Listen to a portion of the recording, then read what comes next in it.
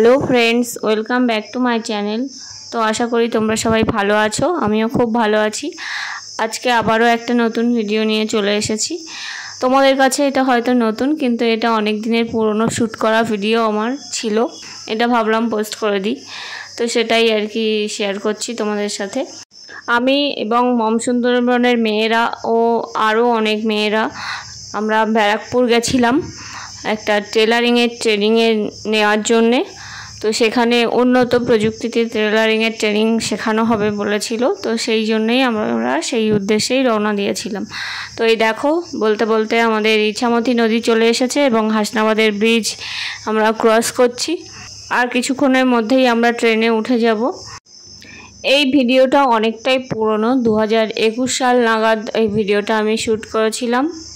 আর এই ট্রেনিংটার যোগাযোগ আমাদের হেড স্যার পুলক স্যার করে দিয়েছিলেন। তো আমি ওখানে গিয়ে থাকবো না, ওদেরকে আমি পৌঁছে দিয়ে আসতে যাচ্ছি আর দেখে আসতে যাচ্ছি জায়গাটা কেমন, কিভাবে মেয়েরা থাকবে, সেই সমস্ত সব কিছু ডিটেলস জানতে যাচ্ছি। তো আমার যেহেতু 2022-এ আমি চাকরিতে জয়েন করি, যেটা লাস্ট ট্রেনিং ডিসেম্বরের 24-এ হয়েছিল, তো সেই জন্যই আমি ওদের সাথে আর কি থাকতে পারিনি। নাহলে আমারও খুব ইচ্ছা ছিল, যদি আমি কোনো কাজ না করতাম তাহলে ওদের সাথেই আর কি থাকতাম, ট্রেনিংটা নিতাম। তো দেখো, এই যে সব মেয়েরা আমরা এক কামরায় উঠে পড়েছি এবং সাথে তাদের বাবা এবং কারো কারো মাও যাচ্ছে গার্জিয়ান হিসেবে। তারাও দেখতে যাচ্ছে যে তাদের কেমন কি জায়গায় তাদের মেয়েরা থাকছে। তো কথা বলতে বলতে আমরা ব্যারাকপুরে আমাদের নির্দিষ্ট গন্তব্যে চলে এসেছি। দেখো, আমরা সিঁড়ি দিয়ে উপরে উঠছি। এটা একটা আবাসিক ট্রেনিং সেন্টার ছিল, তো সেই কারণে বেডিংপত্র সাথে নিয়ে আসতেই হয়েছিল। তো এই দেখো, বড় বড় ব্যাগগুলো ওরা সঙ্গে করে নিয়ে এসেছে। শীতকাল ছিল যেহেতু, তো সেই জন্য একটু ভারী লাগেজটা হয়েছে। ওদের অফিসটা দোতলায় ছিল, তো আমরা সেখানেই যাচ্ছি আর কি। আর আমাদেরকে একটা ঘরে বসানো হয়েছিল এবং সেখানে মেয়েরা কি ডকুমেন্টস এনেছে সেগুলো একটু ভেরিফাই করে নেওয়া হলো। তারপর আমরা চলে গেছিলাম পাশের একটা ঘরে। সেখানে গিয়ে এই যে জুকি মেশিনগুলো, এইগুলো কারেন্টের চালিত মেশিন, তো এই মেশিনেই মেয়েদেরকে কাজ করতে হবে সেটাই দেখছিলাম। তারপর আরও বিভিন্ন কম্পিউটার রুম এবং ওদের থাকার ঘর, সেই সমস্ত জায়গাগুলো দেখছিলাম। তো ওদের ওপরেও থাকার জায়গা আছে এবং যখন ওদের ক্যান্ডিডেট বেশি হয়ে যায় তখন নিচেও থাকার ব্যবস্থা আছে। তো এইটা হচ্ছে সেই নিচের ঘরটা, যেখানে একসঙ্গে অনেকজন থাকতে পারে। সেই প্রসিডিওরগুলো কি নিয়ম কানুন আছে সেগুলোই ওনারা আমাদেরকে বোঝাচ্ছিলেন। আর এই দেখো, এরা সবাই আমরা একসাথেই গিয়েছিলাম। এখানে মেলদেরও ট্রেনিং করানো হয়, কিন্তু এবারে এই ব্যাচটা শুধু মেয়েদের ব্যাচ হবে এবং তারাই শুধু শিখবে। আর এখানে ট্রেনিংয়ের শেষে কাজের সুবিধাও আছে। এরপর আমরা উপরে চলে এসেছি, যেহেতু কম সংখ্যক মেয়ে আছে তাই আমরা সবাই মিলে বললাম যে মেয়েরা উপরেই থাকবে। তো এখানে সবাই সবার বেড চুজ করে নিয়েছে। আর বাইরে একটা সুন্দর ব্যালকনি আছে, যেখান দিয়ে বাইরে রাস্তার দৃশ্য দেখা যায়। আর ওপাশে একদম সোজাসুজি একটা অ্যাটাচ বাথরুম আছে, আর ভেতরে আরও একটা বাথরুম আছে। মেয়েদের এই ট্রেনিংয়ে যোগ দেওয়ার উদ্দেশ্যটা ছিল মম সুন্দরবনকে আরও উন্নত করা এবং যে আমরা সেলাই যতটুকু শিখেছি তার থেকে আরও একটু ভালো শেখার জন্য আমরা এখানে গিয়েছিলাম।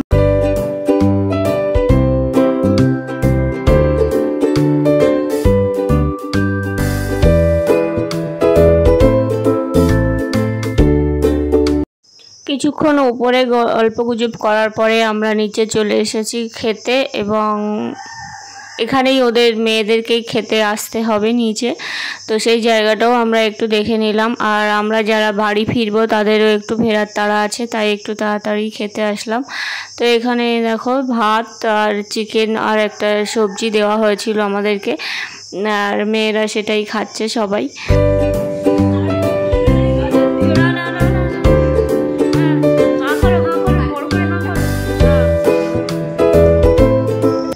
আর এখানে আমি একটু আড্ডা মারছিলাম মেয়েদের সাথে, মেয়েরাও মজা করছিল খুব খেতে খেতে। তো এইসব করতে করতে আমরা ওখান থেকে বেরিয়ে ট্রেনে উঠে পড়েছিলাম বাড়িতে যাওয়ার উদ্দেশ্যে। তো বিকেল হয়ে সন্ধে নামতে গেল, আর শীতকালের বেলা ছিল, তো তাড়াতাড়ি আর কি সন্ধেটা নামছিল। এখানে কিছু কথা বলি, আমাদের মেয়েদের ট্রেনিংটা ওরা বেশ কিছুদিন করার পর আর কন্টিনিউ করতে পারেনি, তার কারণ আবারও লকডাউন হওয়ার সম্ভাবনা ছিল। তো আমাদের স্যার আর কি ওদেরকে ওখানে রাখেনি, ওরা বলেছিল যে ওদের কোনো অসুবিধা হবে না, ওরা বলতে ওই ব্যারাকপুরের ট্রেনিং সেন্টারের কর্তৃপক্ষরা। কিন্তু আমাদের স্যার মেয়েদেরকে রাখতে রাজি হয়নি, তার জন্যই মেয়েরা বাড়ি ফিরে এসেছিল এবং তারপরে আর কন্টিনিউ করা যায়নি। কিছুদিন পর থেকেই আবারও লকডাউন এবং করোনা পরিস্থিতি শুরু হয়ে গিয়েছিল। কিন্তু আমার কাছে এই ক্লিপগুলো ছিল এবং আমার এই ক্লিপগুলো ধরেই আরও একবার স্মৃতিচারণ করে নিলাম।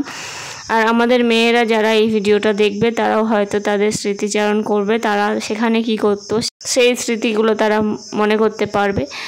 তো আমি ট্রেন থেকে নেমে বাসে উঠে পড়েছিলাম এবং বাড়ির উদ্দেশ্যে রওনা দিচ্ছিলাম।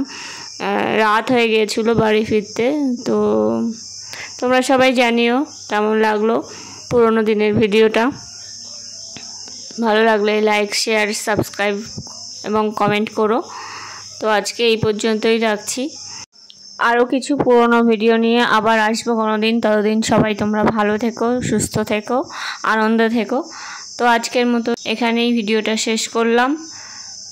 টাটা, দেখা হচ্ছে নতুন কোনো ভিডিওতে।